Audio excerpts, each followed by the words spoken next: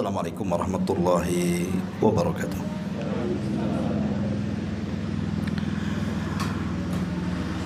Alhamdulillah.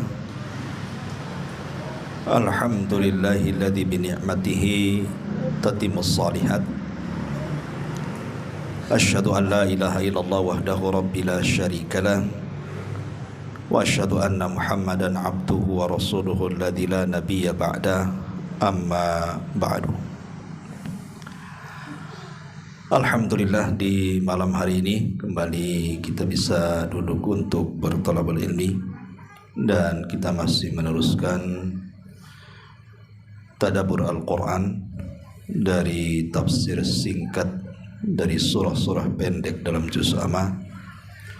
Dan malam ini kita masuk pada surah Al-Ma'un. Ma'asyiral muslimin wal muslimat rahimani wa rahimakumullah. Surah Al-Ma'un ini adalah surat yang sangat penting untuk kita kaji, karena nanti akan banyak pelajaran yang kita akan petik khususnya untuk kehidupan sehari-hari kita. Karena dalam surah Al-Ma'un ini ada beberapa perkara yang terkumpul, yang kalau terkumpul pada seseorang maka dipastikan dia masuk neraka. Makanya penting kita pelajari apa saja dikhawatirkan di antara kita ada yang terkena sifat-sifat ini. Untuk tidak memperpanjang waktu, kita mulai. A'udzubillahi minasyaitonirrajim. Bismillahirrahmanirrahim. Ara'aita alladzi yukadzibu biddin, fadzalika alladzi yadu'ul yatim wa la yakhuddu ala ta'amil miskin, fawailu lil musallin alladzina hum an salatihim sahun alladzina hum yura'un wa yamna'unal ma'un. Allah Subhanahu wa taala mengatakan, ara'aita alladzi yukadzibu biddin, tidakkah engkau melihat terhadap orang-orang yang mendustakan agama? Siapa mereka? Mereka adalah orang-orang yang yadu'ul yatim, menghardik anak yatim, dan orang-orang yang tidak menganjurkan memberi makan fakir miskin. Dan mereka adalah orang-orang yang celaka solatnya, karena mereka lalai dalam solatnya, dan mereka pun berlaku riya dalam solatnya, dan mereka mencegah untuk memberikan hal-hal yang berkaitan dengan perabot rumah apabila ada orang yang meminjamnya atau memintanya. Berarti di sini ada beberapa perkara. Satu, mendustakan agama. Dua, menghardik anak yatim. Tiga, tidak menganjurkan membantu dan memberi makan fakir miskin.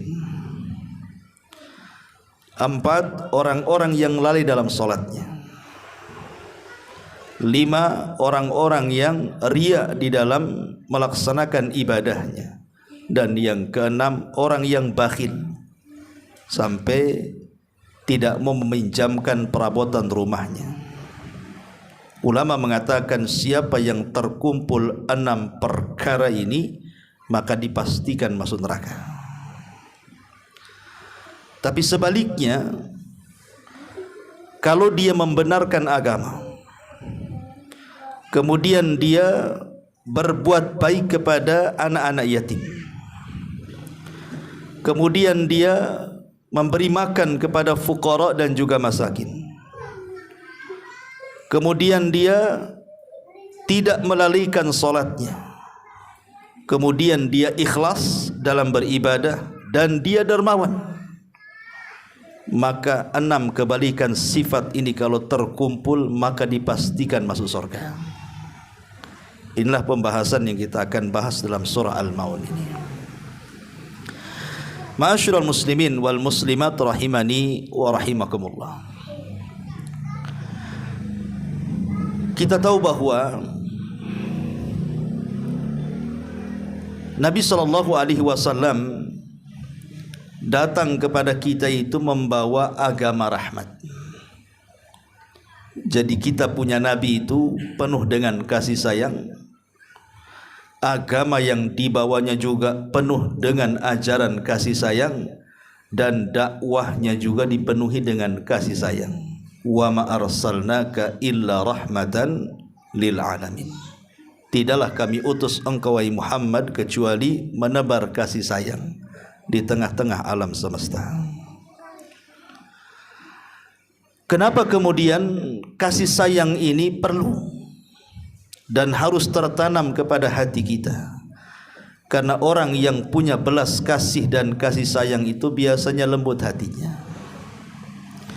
Dan kalau lembut hatinya mudah mendapatkan nasihat dan mudah mendapatkan hidayah.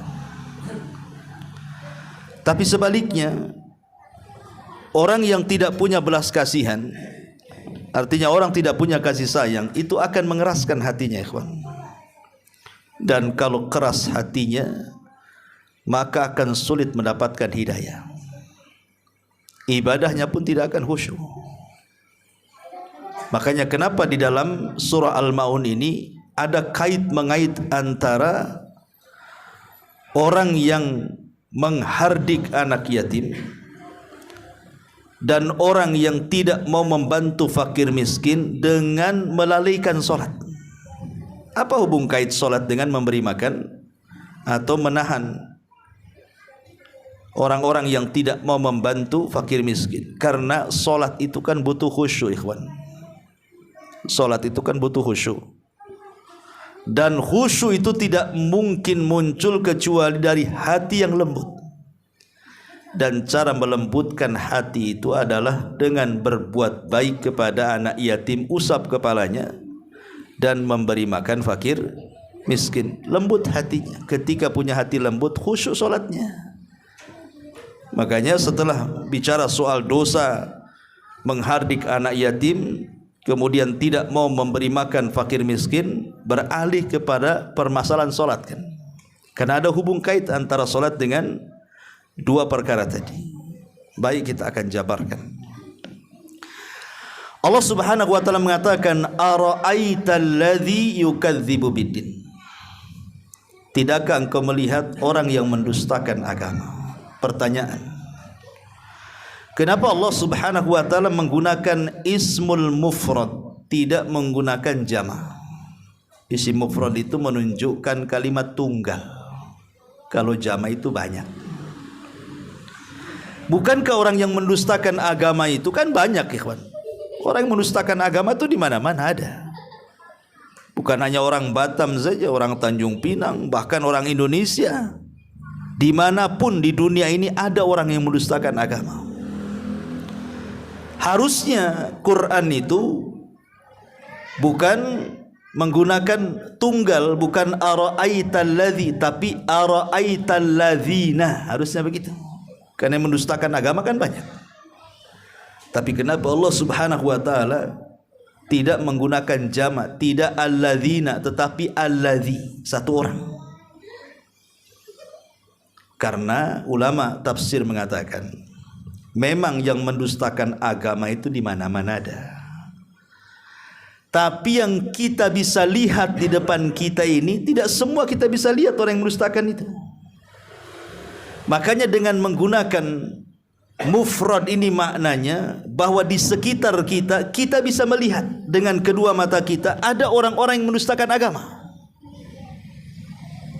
Entah sebelah kiri, kanan, depan, belakang kita, akan ada kita saksikan dengan kedua mata kita itu para pendusta agama itu.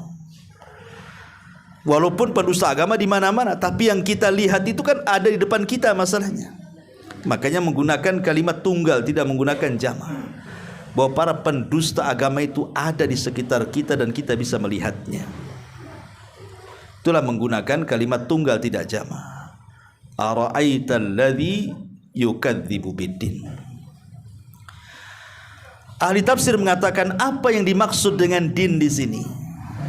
Ada yang mengatakan din di sini ya maksudnya agama yang kita pahami. Innad dina indallahil Islam. Maksudnya ya Islam.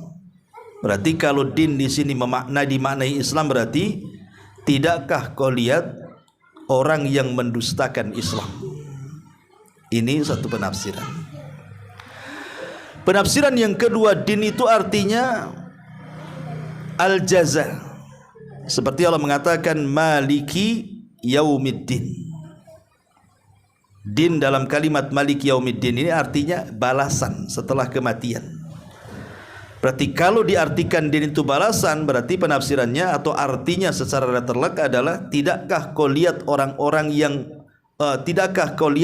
yang mendustakan adanya balasan setelah kematian. Tapi ada juga yang mengatakan bahwa din itu artinya ahkam, hukum-hukum. Bahwa ada di antara manusia itu yang mendustakan hukum-hukum dalam Islam. Ya. Tapi semua penafsiran ini semua benar. Baik diartikan hukum, baik diartikan balasan setelah kematian, ataupun diartikan Islam itu sendiri.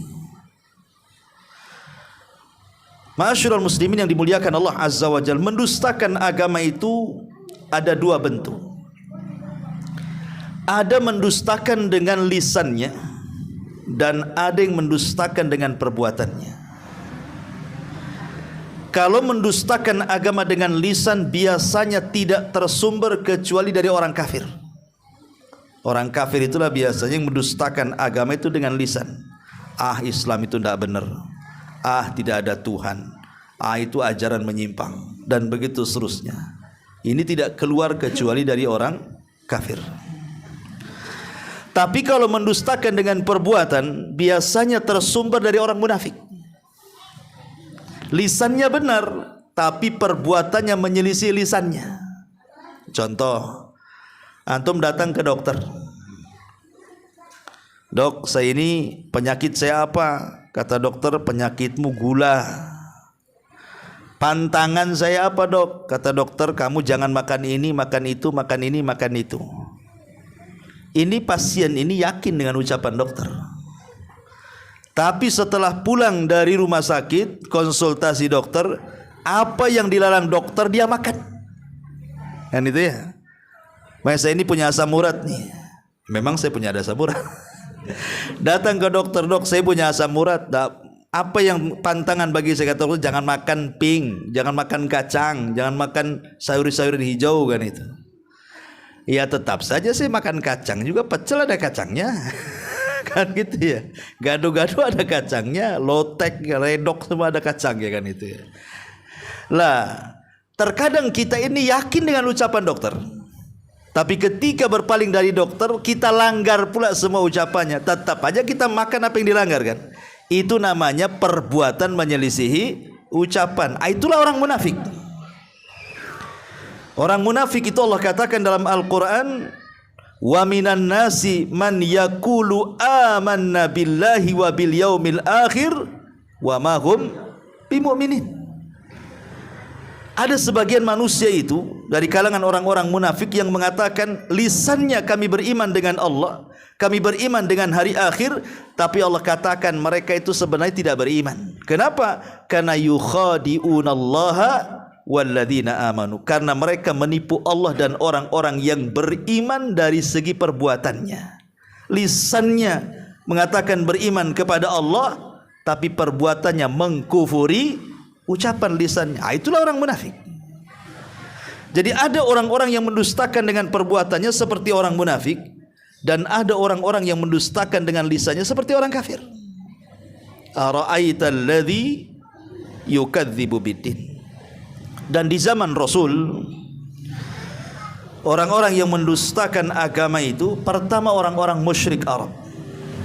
Abu Jahal CS. Mereka mendustakan Islam. Datang Islam kepada mereka, mereka pun menolak ajaran Nabi SAW. Ketika Rasul mengatakan sembahlah satu Tuhan, Mereka mengatakan aja'alal alihata ilahan wahidan inna hadza la syai'un ujab. Apakah kami harus menyembah satu Tuhan dan meninggalkan Lata, Uzza, Manat, Hubal? Ini ajaran aneh ini. Mereka pun menolak. Jadi orang-orang musyrik Arab di zaman Rasul menolak, tidak mau menerima Islam. Kemudian orang-orang Yahudi Madinah, orang-orang Yahudi juga menolak Islam di zaman itu. Bahkan ketika salah satu tokohnya mereka masuk Islam, namanya Abdullah ibnu Salam, itu tokoh rujukan orang Yahudi Madinah, masuk Islam. Kemudian Rasul mengatakan, ya Abdullah ibnu Salam, kalau seandainya kamu buka keislamanmu di hadapan kaummu, boleh jadi mereka bisa masuk Islam. Kata Abdullah ibn Salam, tidak wahai Rasul, aku ini orang Yahudi, tahu sifat orang Yahudi. Mereka itu kaum yang pengkhianat. Tetapi kalau engkau ingin coba-coba saja. Maka akhirnya Abdullah ibn Salam mengumpulkan kaumnya Yahudi itu. Kata Rasul, jangan kau keluar dulu, kau sembunyi dulu. Maka Abdullah bin Salam sembunyi. Kemudian Nabi SAW berceramah di hadapan orang Yahudi. Bagaimana pendapat kalian tentang Abdullah ibnu Salam? Pegel juga ini. Kita taruh di sini aja.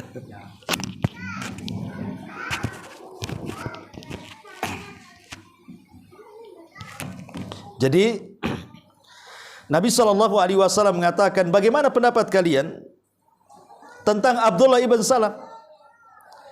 Kata orang-orang Yahudi, oh Abdullah ibn Salam itu orang baik, anak daripada orang baik. Dia orang mulia, anak daripada orang mulia. Wow, dipuji habis Abdullah ibn Salam itu sama orang Yahudi. Setelah melihat bagaimana orang Yahudi itu memuliakan Abdullah ibn Salam, Rasul yakin bahwa Abdullah ibn Salam memang tokoh besar karena dipuji kaumnya. Akhirnya kemudian kata Rasul, wahai Abdullah ibn Salam, muncul kau ke sini. Keluar dia dari persembunyian. Kemudian Abdullah ibn Salam mengatakan kepada kaumnya, asyhadu an la ilaha illallah wa asyhadu anna Muhammadar Rasulullah.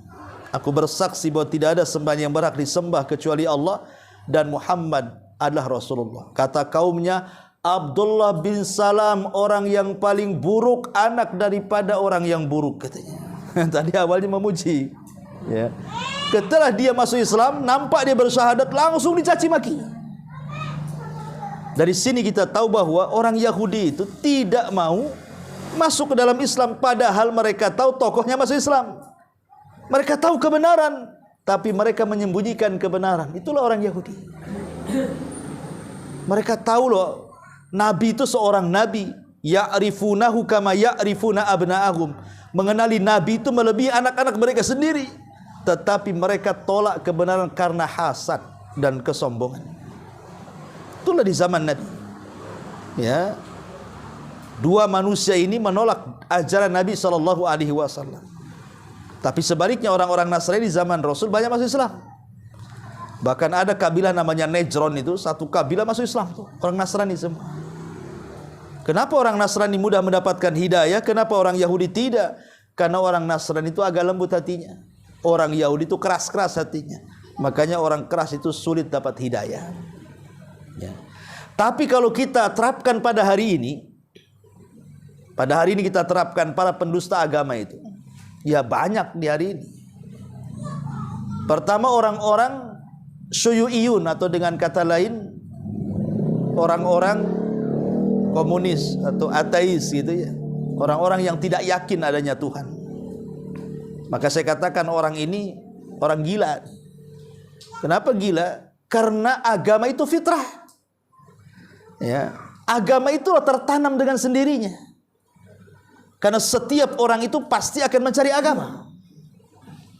Tetapi orang-orang ateis, orang-orang komunis ini, mereka mengingkari nggak ada tuh. Makanya mereka menyalahi fitrah. Ya. Kemudian yang kedua, orang-orang Yahudi. Justru mereka sangat memerangi Islam di zaman sekarang kan. Kemudian yang ketiga, orang Nasrani tidak mengakui juga akan Islam dan juga kenabian Rasul sallallahu alaihi wasallam.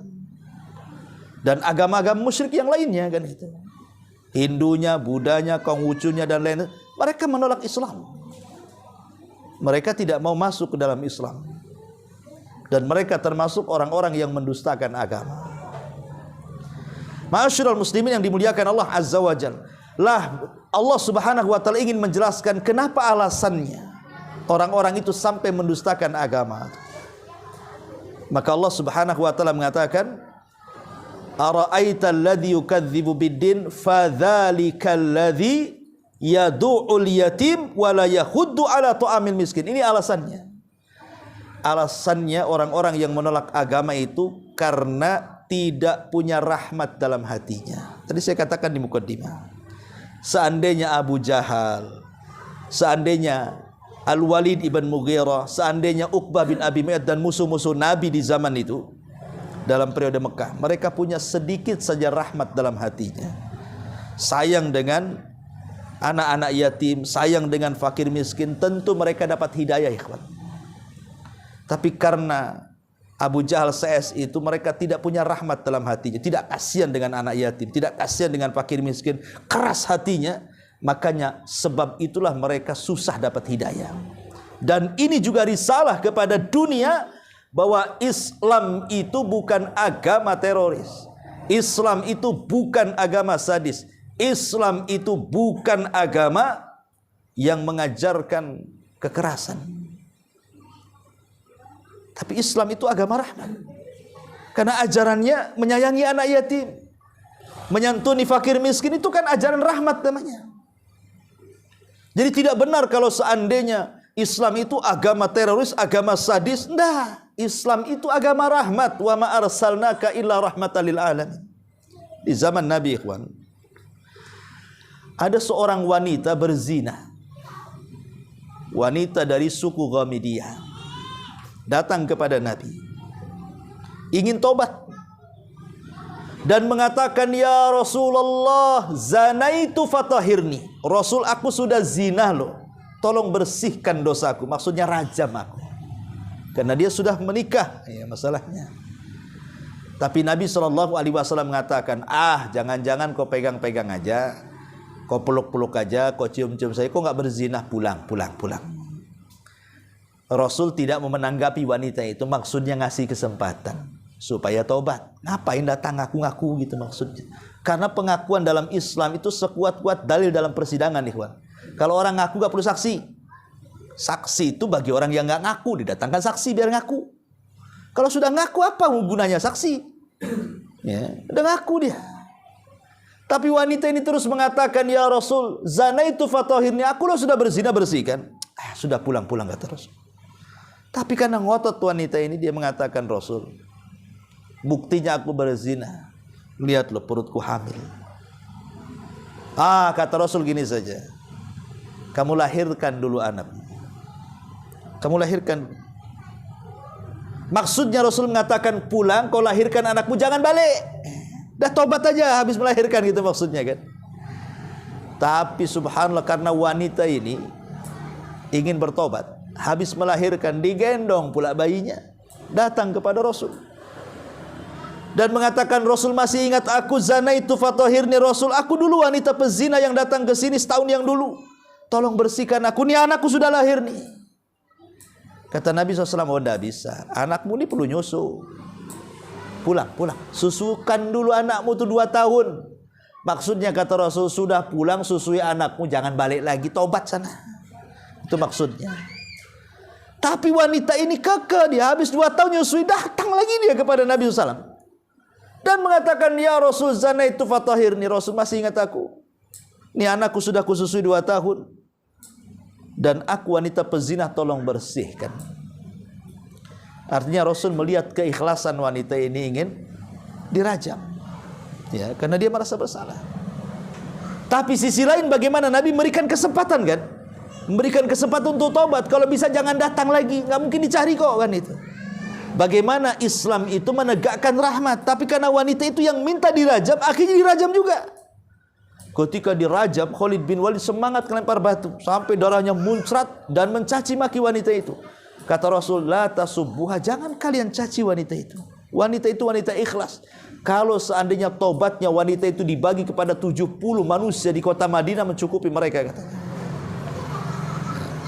Lihat bagaimana Islam itu mengajarkan rahmat. Islam itu bukan agama sadis. Rasul kasih kesempatan kok, suruh tobat. Ya. Jadi tidak benar kalau Islam itu ketika menegakkan hukum rajam, ketika menegakkan hukum potong tangan itu bentuk bahwa Islam itu sadis. Enggak. Islam tidak sadis. Islam bukan agama teroris. Islam bukan mengajarkan kekerasan, tidak. Semua ajaran Islam itu penuh dengan kelembutan dan kasih sayang. Buktinya di sini Islam melarang tidak boleh menghardik anak yatim dan membiarkan fakir miskin kelaparan. Ini bentuk kemanusiaan namanya. Ya. Ma'asyiral muslimin yang dimuliakan Allah Azza wa Jalla. Di sini Allah mengatakan ara'aital ladzi yukadzibu biddin. Tidakkah kau lihat para pendusta agama? Siapa mereka? Maka yang pertama orang-orang yang menghardik anak yatim. Harusnya anak yatim bukan dihardik tapi diusap kepalanya, kata Rasul. Kalau hatimu keras dan ingin lembut, usaplah kepala anak yatim, karena engkau akan mendapatkan pahala sebanyak rambut yang ada di kepalanya.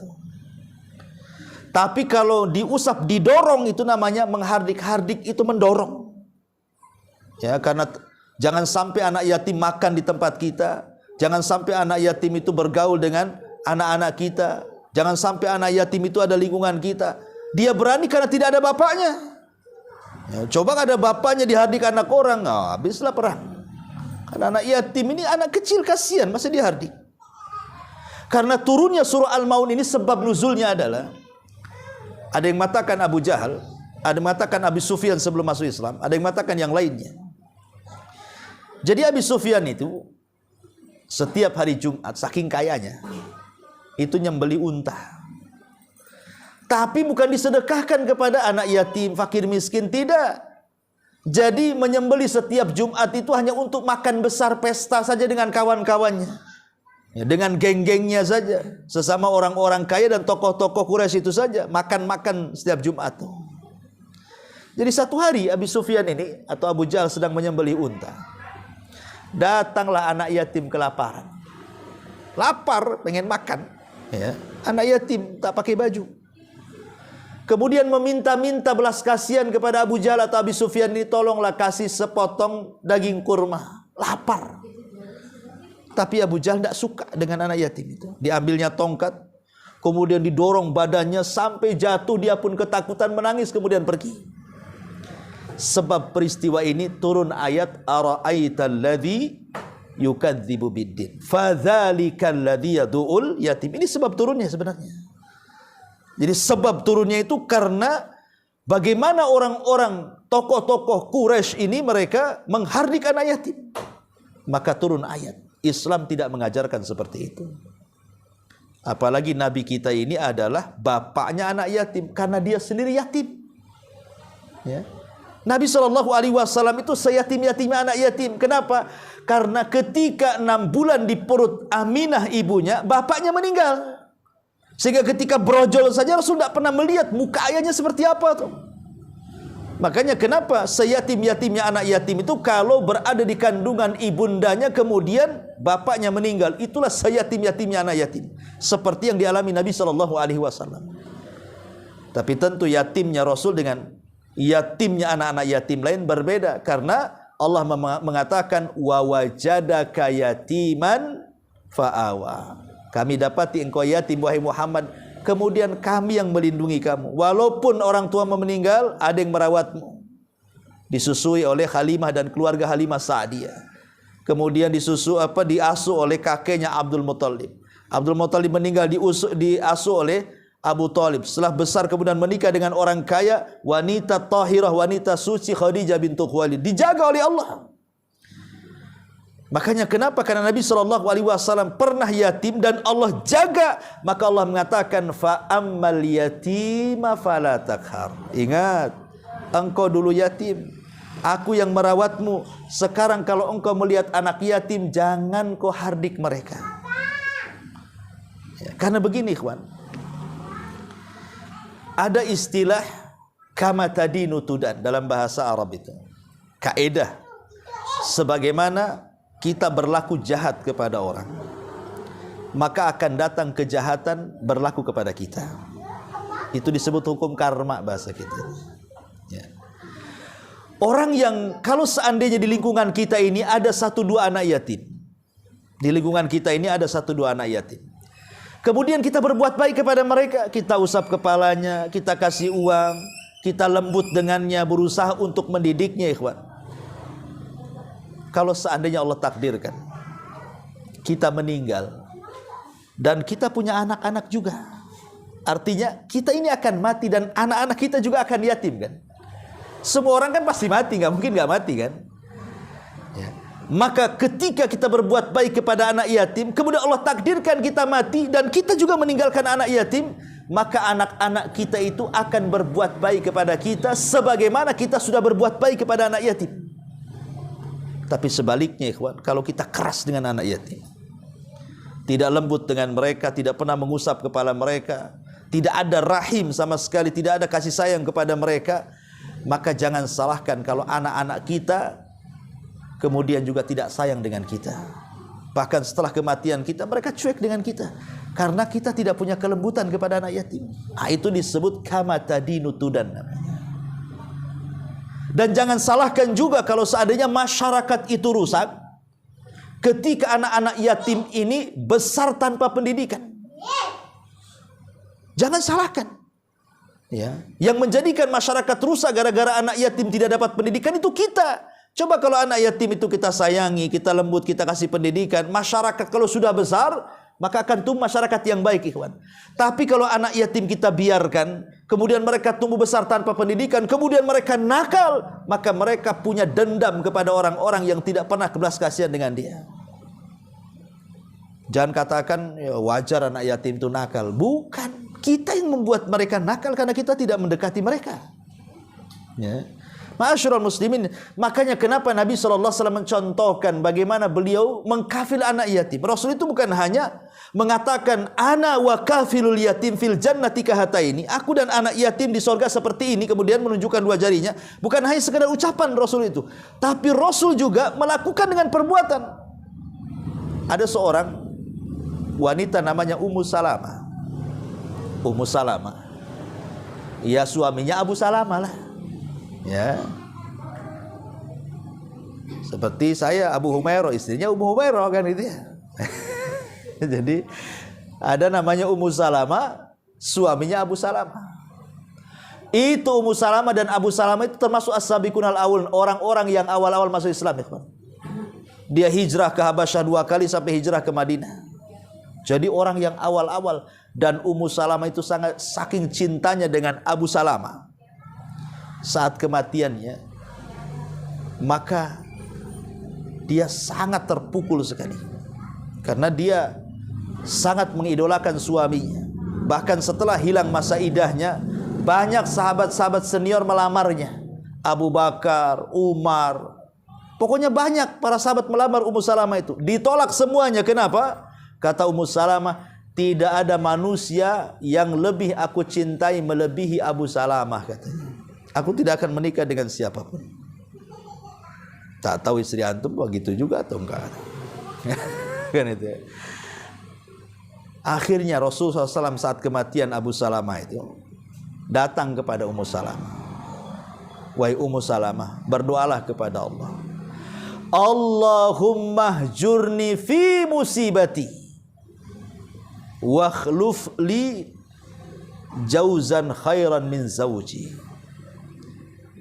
Wahai Ummu Salamah, berdoalah kepada Allah, ya Allah berikan musibah, berikan pahala akan musibah yang menimpaku dan gantikan suami yang meninggalkan diriku dengan suami yang jauh lebih baik. Kata Ummu Salamah, Rasul, yang pertama bolehlah saya sebut, yang kedua saya tak bisa, katanya. Kalau saya harus mengatakan ya Allah berikan balasan akan musibah yang menimpaku, aku bisa, aku akan katakan Allahumma hjurni fi musibati. Tapi kalimat kedua tak bisa. Ya Allah gantikan Abu Salamah dengan yang baik. Enggak ada. Di dunia tidak ada yang lebih baik daripada Abu Salamah, katanya. Saking cintanya. Ya. Kata Rasul, sudah, doa saja. Tak usah nolak. Ya. Akhirnya dibaca juga lah sama Ummu Salamah itu. Ya Allah, gantikan suamiku dengan suami yang jauh lebih baik dibandingkan Abu Salamah. Datang Abu Bakar melamar ditolak, datang Umar melamar ditolak, Abdurrahman, semua sahabat ditolak dia. Kenapa? Abu Salamah jauh lebih baik dari mereka katanya. Tiba-tiba Nabi SAW datang melamar Ummu Salamah. Bingung Ummu Salamah. Apa mengatakan Abu Salamah lebih baik dari Nabi? Bisa kufur. Gitu, ya kan? Akhirnya dia cari alasan untuk menolak Nabi itu. Apa alasannya? Rasul, bukan saya tak menerima pinanganmu. Saya ini wanita tua, kata. Ngapain kau nikah dengan wanita tua? Yang kedua, aku ini banyak anak. Ya, lihat anak-anakku banyak, katanya. Carilah yang gadis yang tak punya anak, katanya. Dan yang ketiga, maaf nih Rasul, aku ini wanita pecemburu, istrimu banyak. Itu alasan supaya Ummu Salamah menolak pinangan Rasul. Karena nggak mungkin dia mengucapkan Abu Salamah lebih baik kan gitu. Kalau ke yang lain bolehlah dia mengatakan begitu. Tapi sama Nabi kan nggak mungkin. Nabi yang lebih baik daripada Abu Salamah lah kan begitu. Tapi Rasul jawab, Ummu Salamah, kalau kau alasanmu tua, aku juga sudah tua. Gak ada masalah orang tua nikah dengan orang tua. Ya, yang jadi masalah ini kalau udah tua nikah sama gadis, dibully orang. Gitu ya. Gitu. Nabi aja dibully gara-gara nikahi Aisyah kan. Pada syariat itu. Apalagi antum kan itu. Yang kedua, anak-anakmu yang banyak itu anak-anakku juga kalau kita sudah nikah. Jadi kalau antum ini nikah janda punya anak, jangan mau sama jandanya saja, anaknya juga harus mau. Ini mau sama ibunya aja, anaknya tak mau. Habis nikah diusir anaknya. Jangan di sini. Kan itu. Jangan. Adapun anak-anakmu, anak-anakku juga kata Rasul. Adapun kau memiliki sifat cemburu, aku akan berdoa kepada Allah supaya Allah menghilangkan cemburumu. Ini lafaz doanya enggak disebut. Coba kalau disebut, saya akan hafalkan. Saya akan wariskan sama antum. Ya, saya akan ajarkan tuh. Ini resep rahasia menghilangkan cemburu istri. Riwayatnya titik sampai di sini. Kita tidak tahu pula lafadznya kayak apa. Kan itu ya. Nabi SAW yang mengatakan, aku akan berdoa kepada Allah semoga kecemburumu hilang. Berdoa hilang cemburunya. Bahkan dari semua istri Nabi, Ummu Salamah yang paling berakal. Kalau ada istri Nabi yang lain bermasalah, dia tukang damai-damaikan tuh. Ya kan? Luar biasa. Ya. Syahidnya di sini apa? Nabi SAW mengkafil anak yatim dengan cara menikahi ibunya, anak-anaknya jadi anak-anak Nabi. Anak bawaan kan gitu. Nah, itulah namanya kafil. Jadi kafil itu ada macam bentuk contoh. Oke lah. Antum tak mau menikahi jandanya, Ustaz tak bisa lah saya nikahi jandanya. Nanti istri saya pula perang dunia ketiga pulang. Gak masalah, antum jangan nikahi jandanya, tapi rawat anaknya. Minta supaya antum ambil, bisa nggak anak kamu saya ambil. Nanti kalau sudah balik saya balikan. Karena kan kalau sudah balik sudah tidak yatim lagi. La aitama ba'dal bulu. Tidak dikatakan yatim kalau sudah balik. Jadi merawat anak yatim itu cuma sampai balik saja. Kalau perempuan 9 tahun, ke laki-laki 15 tahun, nanti saya balikin. Oh enggak bisa lah, saya sayang dengan anak saya. Ya sudah, enggak apa-apa. Walaupun tidak hidup satu rumah dengan antum, gini saja, anakmu saya tanggung biayanya. Susunya saya tanggung, makan minumnya saya tanggung, pakaian saya tanggung, pendidikannya saya tanggung sampai dia balik. Itu namanya kafil. Yang kata Rasul, dia dan aku akan berdua seperti ini di surga. Tapi kalau ngasih sedekah amplop setahun sekali bulan Ramadan, itu bukan kafil, itu sedekah namanya. Nggak masuk hadis ini. Karena ada itu santunan anak yatim setiap sekali itu biasa Ramadan tuh sering diundang tuh. Dijajarin anak yatim itu. Tapi aneh juga, saya pernah nanya, mungkin polos itu wanita itu, anak kecil. Nah, bapakmu di mana? Di ladang. Lah, kok ada bapaknya? Rupanya anak TPQ di bawah. Subhanallah. Ada juga yang kayak gitu tuh. Anak-anak TPQ di bawah dimasukkan anak yatim, itu panti asuhan nggak beres itu. Ya kan, itu memang nyari cuan, nyari dulu itu kalau kayak gitu tuh. Ya, saya hanya bercanda sebenarnya. Bapak mau di mana? Ada di ladang kan? Subhanallah. Di Barelang itu. Jadi ini bukan anak yatim, anak TPQ di bawah. Ya, udah Allah kasih hidayah ya panti-panti asuhan yang kayak gini. Ya. Masyarul muslimin yang dimuliakan Allah Azza wa Jalla, intinya bahwa mengkafil anak yatim itu sangat dianjurkan dalam Islam. Ya. Kemudian yang kedua, ara'aital ladzi yukadzibu biddin fadzalika alladzi yad'ul yatim wa la yahuddu 'ala ta'amil miskin. Dan tidak menganjurkan orang lain untuk membantu fakir miskin. Ada orang itu yang bakhil dari dua sisi. Bakhil dari sisi dia sendiri tidak mau menolong orang, dan bakhil untuk tidak mengajak orang untuk menolong orang.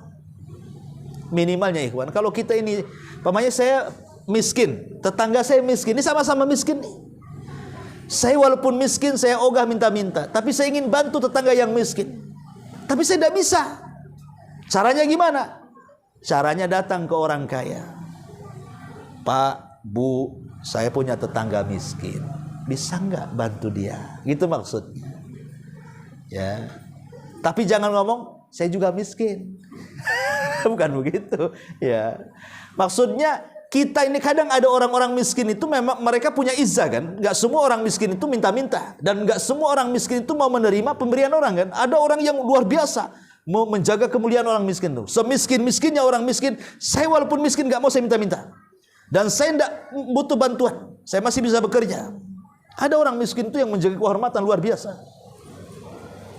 Tapi ada orang miskin itu yang memang sengaja dengan kemiskinannya dijadikan alat untuk mencari uang. Padahal sudah cukup, gak cukup masih miskin aja dia ngakunya. Ada orang minta-minta itu. Ya, saya dapat cerita, Allahu a'lam bener enggaknya itu. Ya, orangnya cacat katanya, nggak punya tangan. Kemana-mana bawa ember. Gitu. Rupanya rumahnya tingkat 2. Istrinya pula 2. Kalah tuh. Subhanallah. Tapi kerjanya itu bawa ember ke sana kemari, ke mall, ke lampu merah. Ini gimana orang kayak gini nih? Ya nampak orang putung gitu, ya kan kasihan lah orang itu kan. Tapi orang ini tidak punya izzah, tidak punya malu di hadapan manusia, di hadapan Allah, orang kayak gini. Orang yang boleh minta-minta dalam Islam itu kalau betul-betul dia miskin dan disaksikan masyarakat dia miskin. Dan dia tidak bisa mencari pekerjaan seperti janda, usianya sudah 60 tahun, tidak ada yang tanggung jawab dari keluarganya, dia pun sakit. Gimana caranya dia cari uang kan? Paksalah minta-minta. Yang seperti ini nggak apa-apa. Ini dalam lampu merah, ada yang merah, yang silver, yang macam-macam warna itu kulitnya tuh. Gagah-gagah itu jadi helper bangunan tuh, tahan dia sebenarnya. Coba bayangkan, minta-minta. Di mana izzahnya, hilang izzahnya tuh. Dan kalau bisa jangan dikasih, antum lo nampak orang ini bisa bekerja, ngapain dikasih? Ya, suruh kerja dia. Kalau mau ngasih itu kasih ke yang berhak. Nampak nih di lampu merah ini tua gitu ya, tua banget gitu kan. Gak layak orang ini cari uang. Bolehlah kan kita kasih. Syukur-syukur kita bisa nasihati, suruh sholat, ya kan, suruh ibadah. Jangan nongkrong 24 jam di lampu merah, kapan sholatnya? Bagus kita kasih tetangga kita yang miskin yang sholat daripada yang lampu merah kan itu. Masyarul muslimin yang dimuliakan Allah Azza wa Jalla. Jadi yang kedua itu ada orang-orang yang tidak mau mengajak orang untuk membantu. Kalau kita tidak bisa membantu orang, ajak orang. Memang kita tidak bisa ngasih orang makan. Tapi kalau kita ngajak orang, umpamanya kita dapat 10 orang kaya, kita ajak bantu itu sudah lebih baik dibandingkan kita sendiri yang bantu. Kenapa? Karena kemampuan kita kalau membantu orang miskin itu seberapa kan itu? Paling sekali 2 kali aja kita kasih nasi bungkus. Tapi kalau kita ngajak rame-rame nih orang-orang kayak di sekitar sini tolong bantu, boleh jadi dapat banyak duitnya, dapat banyak makanannya. Makanya ada kaidah para ulama dalam bab zakat itu. Lebih baik menjadikan satu orang miskin jadi kaya dibandingkan membagi-bagi harta zakat kepada ratusan orang miskin tapi tetap miskin. Maksudnya begini, umpamanya di perumahan ini adalah 10 orang miskin. Umpamanya zakat fitrah di masjid dapat berton-ton gitu. Ya sudahlah, kita kasihkan sama dia aja. Dapat berapa? 10 ton. Oke, kasihkan satu orang itu. Tahun ini dia dapat 10 ton. Ya, yang lain sabar dulu, tahun depan dapat. Supaya yang satu orang miskin ini ketika dapat beras tontonan, dia kan jadi saudagar beras jadinya kan. Akhirnya jadi tuan takul tuh. Bisa saja dia bisnis beras akhirnya kan. Kaya dia. Yang tadinya dia mendapatkan sedekah, dia nanti yang bersedekah. Daripada kemudian berasnya bertonton tapi yang dikasih pukul rata, ya semua tetap miskin. Yang miskin tetap miskin, tidak ada satupun yang naik ekonominya. Yang kaya tetap kaya jadinya kan begitu. Makanya kata para ulama, ini kaidah bab zakat seperti itu. Lebih baik mengayakan satu miskin daripada memberi semua miskin tapi semua tetap miskin. Jadi tidak ada pertumbuhan ekonomi di situ. Ya. Lah di sini kaidah juga, ajak orang-orang itu, bantu orang supaya dia cukup, akhirnya tidak minta-minta lagi. Tahun depan mana lagi dicari, lama-lama habis orang miskin itu. Umar bin Abdul Aziz 2 tahun berkuasa dan memperlakukan sistem zakat, tidak ada orang miskin di zamannya. 2 tahun. Sampai Umar bin Abdul Aziz disangka Imam Mahdi. Sampai bisa mensejahterakan rakyatnya tuh. Ma'asyiral muslimin yang dimuliakan Allah Azza wa Jalla, ini yang kedua. Kemudian yang ketiga, fawailun lil musallin. Tadi saya sudah sebut di muqaddimah. Apa hubung kait cerita tentang membantu anak yatim dan tidak boleh menghardik dengan memberi makan fakir miskin dan tidak bakhil kepada mereka dengan urusan solat? Apa hubung kaitnya? Kok tiba-tiba setelah bicara tentang anak yatim, bicara tentang fakir miskin, kok lompat pula ke solat? Apa hubung kait solat dengan dua masalah di awal itu? Tadi saya sudah katakan bahwa solat itu perlu khusyuk. Karena ruhnya solat itu ada di khusyuk. Dan tidak mungkin hati itu khusyuk kalau hati itu keras. Orang keras hati itu gak pernah akan khusyuk karena tidak pernah takut sama Allah. Dan orang khusyuk itu bersumber dari kelembutan hati. Karena orang kalau lembut hatinya mudah nangis, mudah khusyuk. Dan lembutnya hati itu dikarenakan 2 perkara tadi. Menyayangi anak-anak yatim, mengusap kepalanya, memberi makan mereka, menyayangi mereka, memberikan pendidikan kepada mereka, dan menyantuni fakir miskin. Saya jamin kalau sebelum sholat kita usap kepala anak yatim, kita kasih amplop anak yatim, habis itu kita ngasih makan fakir miskin, kemudian kita sholat, khusyuk antum. Nggak mungkin tidak khusyuk, karena hatinya lembut. Ya. Tapi kalau keras sama anak yatim, keras sama fakir miskin, nggak bisa antum khusyuk. Udah keras duluan.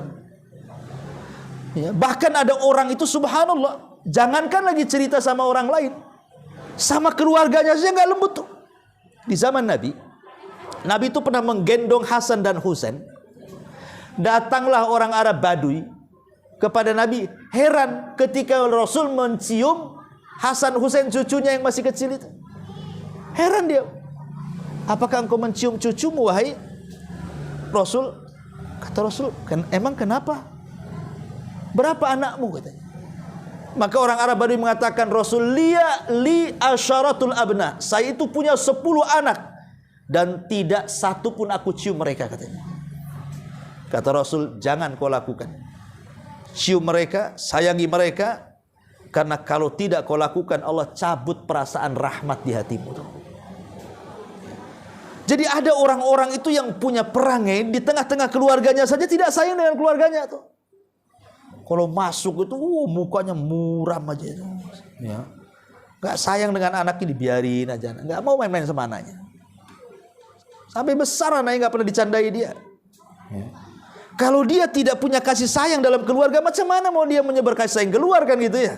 Sementara dengan keluarganya nggak sayang dia, mana mau sayang sama orang?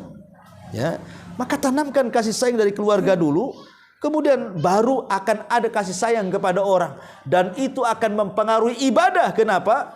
Karena dari sosial itulah tumbuh kehalusan hati. Dari kehalusan hati tumbuh kehusyuan. Dan dari situlah solat kita akan merasakan kelezatan.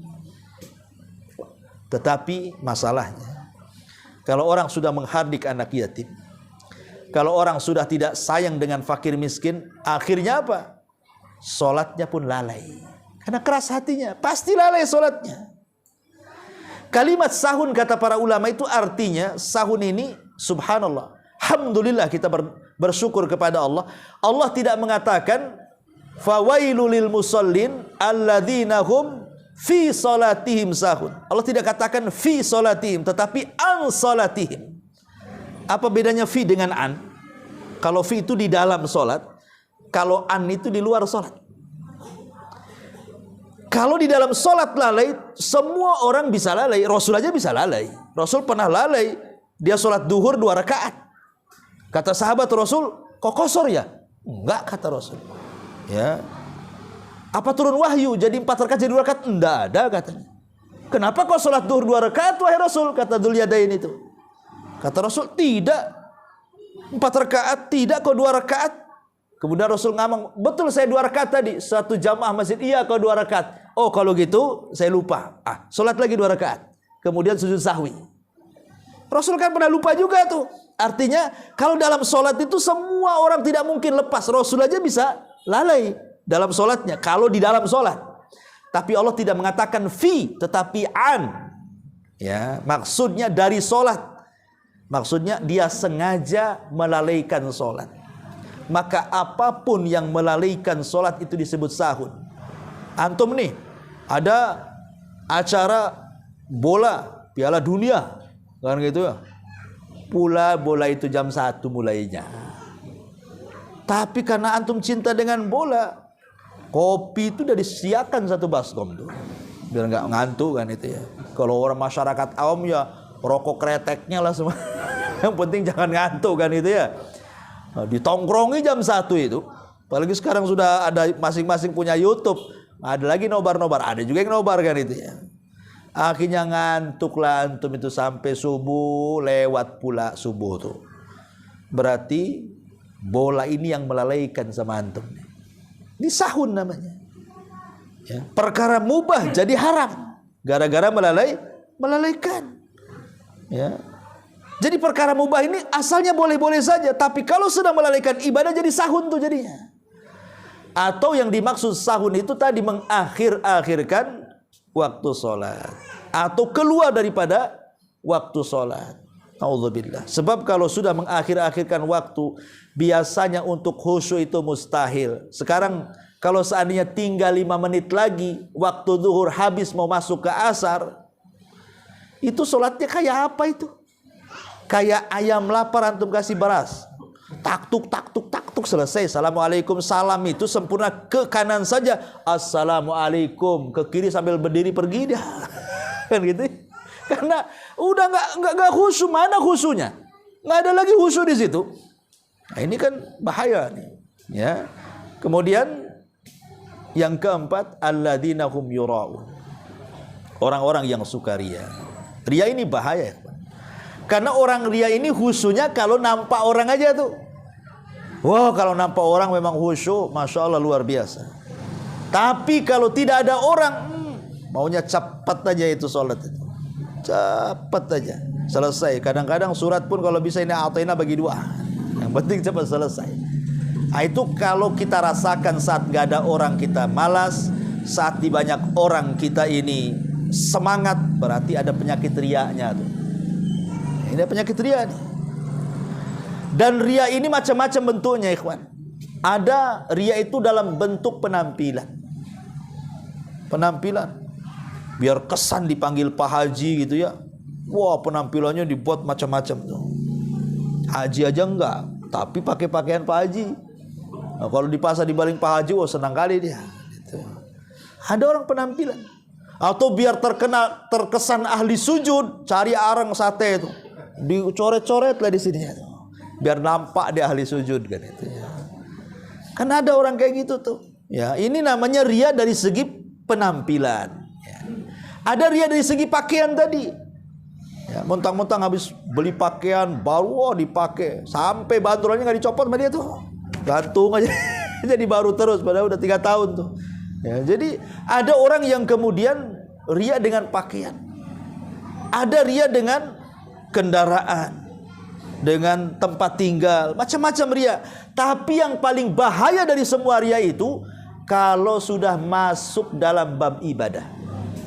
Sebahaya-bahaya ria ini kalau sudah masuk dalam bab ibadah, ngaji diindah-indahin supaya dipuji orang. Karena masalahnya ibadah itu perintah Allah, kenapa diberikan kepada selain Allah? Kan kurang ajar namanya. Ibadah ini kan perintah Allah, kalau malah dikasihkan kepada manusia supaya dapat pujian. Nah, ini bahaya orang ria. Dan orang ria itu umumnya ikhwan, itu akan menyakitkan. Balasan orang ria di dunia saja sudah nampak, belum lagi di akhirat. Di dunia saja sudah bisa dirasakan tuh azabnya orang ria ini. Contoh umpamanya nih, saya punya pesantren, antum sumbang, Ustaz saya ingin nyumbang ke pesantren berapa, 100 juta nambahin pembangunan masjid Ustaz. Alhamdulillah. Hanya Ustaz ngomong alhamdulillah saja, habis itu pergi, gerutul antum tuh, kok tak ada pula doa-doanya. Tengok hari di grup tak ada juga pengumumannya katanya. Tahu gitu saya kasihlah 10.000 katanya. Udah sakit dia. Kenapa? Harapan pujiannya ada. Ya Ustaz jangan alhamdulillah sajalah, doakan juga. Kalau bisa di grup kasih tahulah dapat sumbangan 100 juta. Kalau disebut namanya, perumahannya, gangnya, RT-nya semua berapa orang tahu. Maunya kan begitu. Tapi nggak kecapai, sakit hati dia. Aduh, tahu kayak gini, nyesel saya nyumbang sama Jabal Uhud katanya. Gitu kan. Lah ini kan orang ria itu tersiksa di dunia aja, tersiksa dia kalau kurang pujiannya itu. Itulah orang ria. Dan ria ini masalahnya, kata Nabi SAW itu datangnya seperti semut hitam berjalan di batu hitam yang licin di kegelapan malam. Nampak nggak tuh? Udah warna semutnya hitam, ya kan, kecil lagi semut itu. Jalan pula di batu hitam licin di tengah malam, nggak nampak lah semutnya tuh. Gimana caranya nampak gitu kan? Itulah ria. Ujung-ujung tahu-tahu ada saja.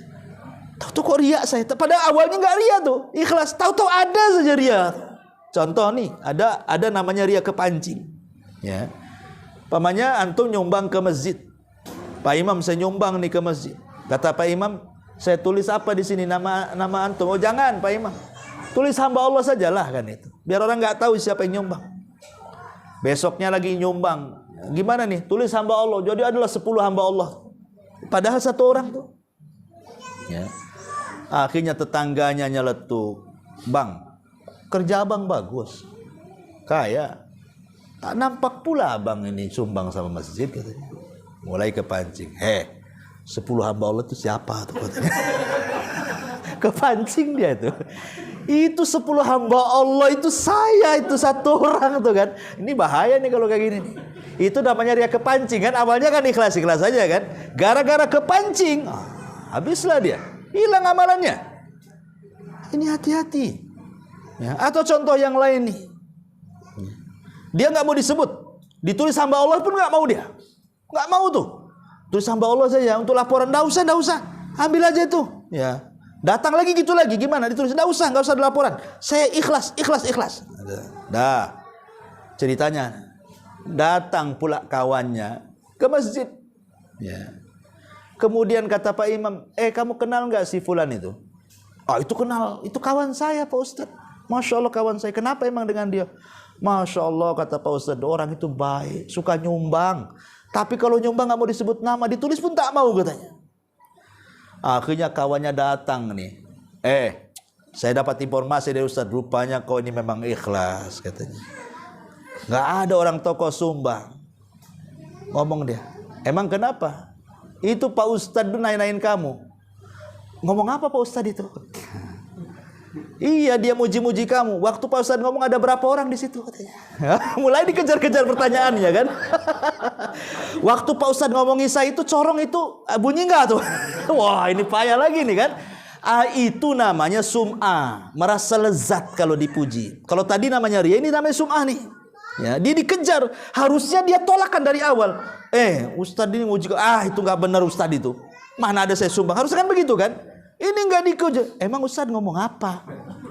Waktu ngomong berapa orang di situ? Waktu berapa orang itu corongnya nyala nggak? Itu masalah tuh. Itu namanya dikejar. Ini ria namanya. Harusnya langsung ditepiskan. Itu tidak benar. Begitu maksudnya. Lah ini ria ini kadang-kadang muncul begitu saja tuh. Ini makanya kenapa kemudian ria ini sangat ditakutkan Rasul. Kata Nabi SAW, sesuatu yang paling aku khawatirkan menimpa umatku adalah syirkul asghar, syirik kecil. Ketika ditanya apa syirik kecil, ria. Ya, ini ria dan pembahasannya panjang lah kalau itu. Kemudian Allah mengatakan wayamnaunal maun.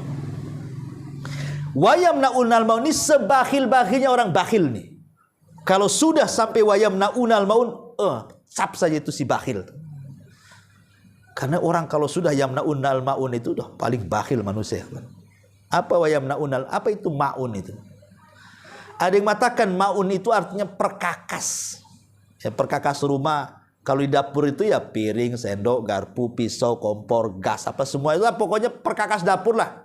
Sak bumbu-bumbunya, sak bawang merah, bawang putih, merica, semua masuklah itu maun itu. Ya.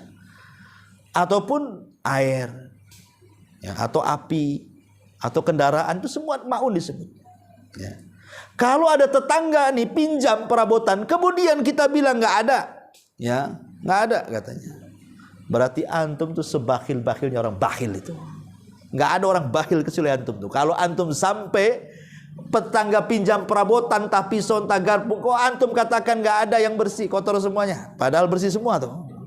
Ya. Atau ada yang baik, antum kasih pula yang tak baik. Sengaja yang bocor pula antum kasih biar dia kapok. Antum ini mainin tetangga itu. Atau mungkin tetangga pinjam motor kan itu kan. Saya nanti rusak nanti. Udah suudon lu sama tetangga tuh. Dirusak nanti. Jangan. Ojek aja sana kata. Gitu. Itu sebakhil-bakhilnya orang bakhil namanya itu.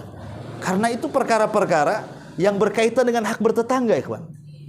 Bukankah Rasul yang mengatakan dalam Al-Quran, dalam hadis, man kana yu'minu billahi wal yaumil akhir falyukrim jarahu. Siapa yang beriman dengan Allah dan hari akhir, hormati tetangga. Salah satu menghormati tetangga adalah kalau tetangga minta atau meminjam sesuatu dari perabotan, kasih. Walaupun orang kafir, apalagi dia muslim. Ya, karena orang kafir itu punya hak bertetangga. Tetangga itu ada 3 macam. Ada tetangga yang memiliki 2 hak. Memiliki 2 hak. 3 hak. Ya. Memiliki 3 hak. 1 hak muslim karena dia seorang muslim. Yang kedua hak bertetangga karena dia tetangga. Yang ketiga hak kerabat kalau dia memang tetangga dari kerabat kita. Umpamanya tetangga kita ini masih ponaan gitu ya, di samping rumah kita. Berarti ponaan kita ini bertetangga dengan kita. Berarti dia punya 3 hak. Hak seorang muslim, hak seorang tetangga, hak kerabat. 1. Ada tetangga itu yang tidak ada hubungan kerabat, dia orang lain, tapi dia muslim. Berarti punya 2 hak. Berikan hak bertetangga dan haknya seorang muslim. Dan yang ketiga, dia bukan muslim, bukan kerabat, dia orang kafir, tetap dia punya hak namanya hak bertetangga. Kalau dia datang minjam pisau, kasih, walaupun dia orang kafir, karena dia punya hak bertetangga. Ya. Kalau kita kemudian tahan-tahan, itu sebakhil-bakhilnya orang bakhil tuh. Kalau orang nggak mau ngasih, ya, gara-gara kita pinjam, cap aja, pasang stempel itu, dibuat stempel, bakhil ketemu orang bakhil gitu. Itu nggak ada lagi orang bakhil kecuali kamu, kan itu. Karena kalau yang seperti ini saja dia nggak ngasih, bagaimana lagi yang besar daripada itu? Mau nyumbang masjid panti asuhan, mana ada? Oh ngasih pinjam aja nggak ngasih, kok cerita nyumbang masjid pula? Kalau nggak ria kan gitu ya. Jadi makanya di sini surah Al-Maun ini kalau kita kaji dalam itu luar biasa, kan akan menyentuh lini-lini kehidupan kita. Ya, wallahu a'lam bishawab. Saya kira cukup sampai di sini tafsir surah Al-Maun. Mudah-mudahan ada manfaatnya. Tidak ada tanya jawab ikhwan karena sudah malam juga. Subhanallah bihamdika asyhadu an la ilaha illa anta astaghfiruka wa atubu ilaik. Allahu ta'ala. Assalamualaikum warahmatullahi wabarakatuh.